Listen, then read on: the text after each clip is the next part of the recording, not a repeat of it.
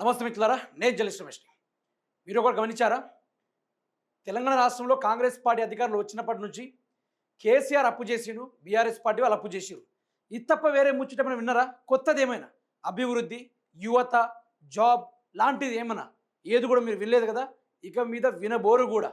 అప్పయిందని అప్పయిందని కుప్పలు కుప్పలుగా మాట్లాడి తప్పులను వెతుకుతూ కేసీఆర్ని బదనాం చేస్తూ 2.5 సంవత్సరాలు కాంగ్రెస్ పార్టీ పీకింది ఏమైనా ఉందా అంటే గాడిద గుడ్డు కూడా పనిచేయలే. ఈరోజు ఏమైంది? యావత్ తెలంగాణ రాష్ట్రం ప్రశ్నిస్తుంది, where is development, where is the Revanth Reddy అనుకుంటూ. మరి ఎడిపోయిండు రేవంత్ రెడ్డి? అభివృద్ధి పనులు ఎడిపోయింది అనే దాన్ని ప్రతి ఒక్కరు అడుగుతూ ఉన్నారు. పక్క రాష్ట్రం వాళ్ళేమో తెలంగాణ గురించి, తెలంగాణ కట్టడాల గురించి, అప్పుల విషయం గురించి చకాచక్యంగా బ్రహ్మాండంగా డేటాతోటి మాట్లాడుతూ ఉంటే, మన తెలంగాణ రాష్ట్రంలో మాత్రం చదువురానోడు సీఎం అయ్యిండు, అర్థం తెలియనోడు మంత్రి అయ్యిండు, సంతకం పెట్టినోడు ఎమ్మెల్యే అయ్యిండు. ఆ వ్యవస్థ మనకాడ నడుస్తూ ఉంది. వాళ్ళకి తగ్గట్టుగానే తెలంగాణ రాష్ట్ర ప్రజలు తానా అంటే తందన అన్నట్టుగా జరుగుతూ ఉంది. మరి అప్పు చేసిండంటే నువ్వు గెలవక ముందు కేసీఆర్ అప్పు చేసిండు నీకు తెలియదా? మరి గడ్డి వీకానికి వచ్చి రానుకుంటూ జనాలు ప్రశ్నిస్తూ ఉన్నారు. అందులో పక్క రాష్ట్ర మాజీ ముఖ్యమంత్రి అయిన వైఎస్ జగన్మోహన్ రెడ్డి గారు నిన్న ప్రెస్ మీట్ పెడుతూ ఆ ప్రెస్ మీట్ లో తెలంగాణ గురించి ఉద్దేశించి ఆయన మావిగన్ ఏదైతే అమరావతి రాజధానిగా తెలంగాణ రాష్ట్రంలో హైదరాబాద్ కు ఒక గొప్ప కట్టడంగా సెక్రటేరియట్ని రెండింటిని పోల్చుకుంటూ వీటి ఎకరాలు ఎన్ని, ఇటు సెంట్లు ఎన్ని, వీటికి తగ్గిన ఖర్చులు ఎన్న దాని గురించి బ్రహ్మాండంగా మాట్లాడారు. ఒకవేళ మీకు సబ్జెక్ట్ రాకుండా సీఎం రేవంత్ రెడ్డి గారు చెప్తున్నా, నిన్న మీరు మాట్లాడిన ప్రెస్ మీటు పరమ చెత్త, దానంతా చెత్త మరొకటి లేదనేది మాకు క్లారిటీగా అర్థమైంది. ఇప్పుడు నేను ఏమంటున్నా, నీకు తెలంగాణ మీద గ్రిప్ రావాలంటే జగన్మోహన్ రెడ్డి గారి యొక్క ప్రెస్ మీట్ని ఒక గంట సేపు విను, నీకే కొంచెం నాలెడ్జ్ వస్తుంది. తెలంగాణ గురించి ఏం మాట్లాడిండు, వాళ్ళ రాష్ట్రం గురించి ఏం మాట్లాడుతూ ఒకసారి విను. చేత కాకుండా రాజ్యం వచ్చాయి అనేది ఇక్కడ క్లారిటీగా తేలిపోతుంది. ఇదే వ్యవహారాన్ని చూసుకుంటూ మిత్రులారా, మీరు చూసుకోవచ్చు.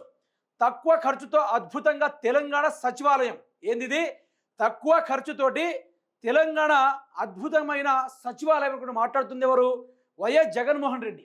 ఎక్కడి వ్యక్తి అయినా ఆంధ్ర వ్యక్తి, ఆంధ్ర మాజీ సీఎం చంద్రబాబు నాయుడు గారిని గడగడగడ వణికించి నడి రోడ్డు మీద కూర్చోబెట్టిన నాయకుడు. తాను ఒకవేళ తన స్టైల్లో రాజకీయాలు చేస్తే ఆంధ్రాలో ఏ ఒక్కడు కూడా రౌడీ రాజకీయం బంద్ పెట్టేసి ప్రజాస్వామ్యాన్ని నడుపుకునేటట్టుగా చేస్తాడు. కానీ అది ఆయన చేయలే. అయితే ఏమంటుండు, తెలంగాణ సెక్రటేరియట్ దీని అనవసరంగా కట్టారని చెప్పేసి రేవంత్ రెడ్డి రకరకాలు మాట్లాడింది కదా. మరి ఈరోజు ఇదే సెక్రటేరియట్ ఆఫీస్ సాక్షిగా రేవంత్ రెడ్డి కొన్ని వేల కోట్ల రూపాయలు సంపాదిస్తుంది. ఇది ఎవరికైనా తెలుసా? అన్నదమ్ములందరూ ఇటొకరు కూర్చొని వేల కోట్లు, రోజుకు 10,000 కోట్ల టార్గెట్ వాళ్ళది. అయితే ఈ సెక్రటేరియట్ ఆఫీస్ తెలంగాణలో అద్భుతమైన కట్టడం అనుకుంటూ జగన్మోహన్ రెడ్డి గారు మాట్లాడారు.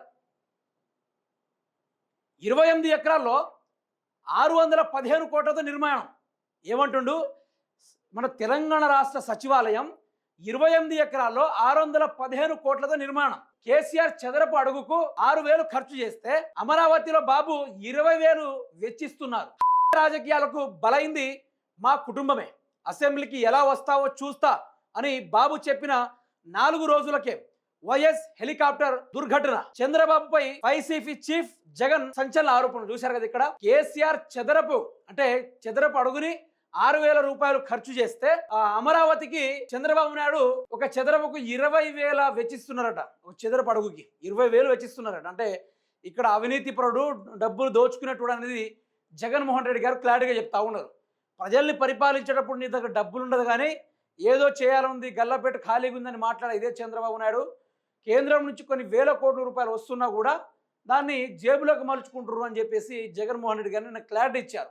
మావిగన్ అనేది పేరు కూడా చాలా బాగుంది. అది అమరావతి కన్నా మావిగన్ అనేది ఎట్లాంటిదంటే రాబోయే తరాలకు ఒక ట్రెండీగా, ఒక అఫీషియల్గా ఉండేటట్టు పేరుగా బాగానే ఉంది అది మావిగన్. ఇక మావిగన్ పేరు వినబడగానే చంద్రబాబు నాయుడు గారు ఫస్ట్రేట్కి గురవుతున్నారు. అసలు ఏం చేయాలో ఆయనకి అర్థం కావట్లేదు అనేసి మాట్లాడుతూ ఉన్నారు. ఇక్కడ వైఎస్ రాజశేఖర రెడ్డి గారు ఏ విధంగా ఆయన చనిపోయారనే దానిపైన జగన్మోహన్ రెడ్డి గారు మాట్లాడారు. ఎవరిది ఈ హత్య రాజకీయాలని మాట్లాడారు. అసెంబ్లీకి ఎలా వస్తావో చూస్తా అని బాబు చెప్పిన 4 రోజులకే వైఎస్ హెలికాప్టర్ దుర్ఘటన, చంద్రబాబుపై వైసీపీ జగన్ సంచలన ఆరోపణలు చేశారు. అయితే మీకు తెలియాల్సింది ఏంటంటే, ఇప్పుడు తెలంగాణ అప్పులయ్యింది, కుప్పలయ్యింది, లట్టయింది, పొట్టయిందని మాట్లాడుకుంటున్న కొందరు సన్నాసులు ఉన్నారు కదా, ఆ సన్నాసులు చెవులు విప్పి వినాలే, చెవులు విప్పి వినాలే. ఈరోజు తెలంగాణ అప్పు కాలే, ఈరోజు తెలంగాణ అప్పు ఏర్పడలే, ఈరోజు తెలంగాణ కట్టడం ప్రతి కట్టడాలు గొప్పవే అనుకుంటూ ఎవరు మాట్లాడుతున్నారు? జగన్మోహన్ రెడ్డి గారు మాట్లాడుతూ ఉన్నారు. మరి ఇటువంటి సందర్భాల్లో జగన్మోహన్ రెడ్డి గారు ఈ యొక్క భూముల వ్యవహారాలపైన, కేసీఆర్ కట్టడాలపైన, ఆయన ఖర్చు చేసే విధానాలపైన మాట్లాడిండు. 650 కోట్లు మాత్రమే కేసీఆర్ ఆ సచివాలయంకి ఇచ్చేస్తే చంద్రబాబు నాయుడు గారు 2000 నుంచి 10,000 కోట్ల పైగా ఆ యొక్క అమరావతిని నిర్మాణం కోసం విడిగా డబ్బుల్ని ఖర్చు చేస్తున్నారని చెప్పేసి జగన్మోహన్ రెడ్డి గారు మాట్లాడారు. అందులోనూ వైఎస్ రాజశేఖర రెడ్డి గారి యొక్క హెలికాప్టర్ దుర్ఘటన గురించి మాట్లాడుతూ దీనికి కారణం చంద్రబాబు నాయుడు గారే అని చెప్పేసి క్లియారిటీ ఇచ్చేశారు. నిన్న జగన్మోహన్ రెడ్డి గారు మాట్లాడే ప్రతి మాట ఓ మిసైల్ లెక్క దూసుకుపోయింది. చాలా వరకు ఏపీ రాజకీయాల్లో ఒక మంచి జోస్ని చేసి పెట్టింది. ఆ యొక్క ప్రతి ఒక్కరి జీవితాల్లో జోస్ని నింపింది. వైసీపీ పార్టీని హింస చేయాలి, ఆ పార్టీ లేకుండా చేయాలని చెప్పేసి ఏ రకంగా ఈ రెండు పార్టీలు ఏకమై గెలుస్తా ఉన్నాయో అన్నిటికి మించి జగన్మోహన్ రెడ్డి గారు ఒక్కొక్కరికి బూస్ట్ని ఇచ్చారు. మామూలు బూస్టింగ్ కాదు అది. యావత్ ఏపీ మొత్తం ఊపిరి పీల్చుకుంది. నేను కూడా అదే చెప్తున్నా, తెలంగాణలో కూడా అప్పులైందని కేసీఆర్ పేరు బద్నాం చేసి తప్పులు వెతికి ఈరోజు 2.5 సంవత్సరాల కాలయాపన చేస్తే రేవంత్ రెడ్డి గారిని ఏం చేయాలో మీరే చెప్పండి. మీ అభిప్రాయాన్ని కామెంట్ రూపంలో మీరే తెలపండి.